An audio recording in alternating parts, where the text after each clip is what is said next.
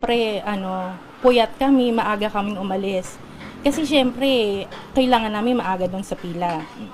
So, pagmulat ng mata ko, nakita ko ang dami na nakatutok sa amin na camera, mga video. Sabi ko, ano nangyayari?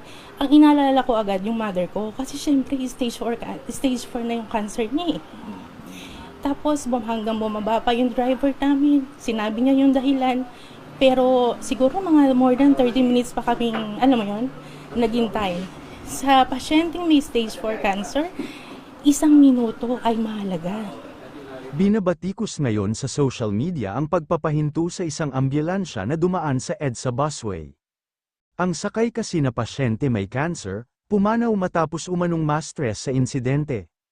Kwento ni Riza, pinahinto sila ng enforcer ng DOTR Special Action and Intelligence Committee for Transportation o SAIC. Sa may bandang Santolan papunta sana sila noon sa isang ospital para sa check-up ng kanyang ina. Ang ipinagtataka raw nila bakit sila hinuli gayong may pasyente naman ang ambulansyang kanilang sinasakyan. Ang inaalala ko agad yung mother ko, kasi syempre stage 4 na yung cancer niya. Tapos bumababa pa yung driver namin, sinabi niya yung dahilan. Pero siguro mga more than 30 minutes pa kaming naghintay.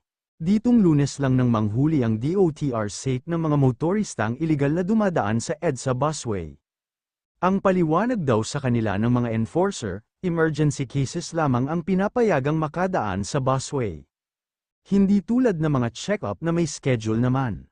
Giit ni Riza na matagal nang naninirahan sa ibang bansa. Naiintindihan naman daw niya ang batas sa Pilipinas. Pero depende raw dapat sa sitwasyon, kung ako yung nakasakay sa ambulansya, baka pwede niyong parahin kasi ang lakas ko, ang laki ko, kayang-kaya ko. Pero sa sitwasyon ng mother ko, hindi, matagal na akong hindi naninirahan sa Pilipinas. Isa na akong residente ng Australia, sa pagganitong pagkakataon, naiintindihan ko at hindi ako nagsisisi kung bakit hindi ko pinili ang Pilipinas. Kahit pa kalauna ay pinayagan ding dumaan ang ambulansya sa busway. Ayon kay Riza, matinding stress daw ang naranasan ng kanyang ina, na posibleng naging sanhi ng pagkamatay nito kinahapunan din ng araw na yun pagbalik nila ng Bulacan. At least nakakaupaw siya, pero nung inuwi namin siya, wala na sir, binuhad namin siya sa hindi na siya makagalaw, wala na. Hindi ko siya, sir, sobrang grabe na yung stress niya. Yung binigay na stress sa nanay ko bago siya mawala, yun ang hindi mababawi kahit akin pa lahat ng konsino man.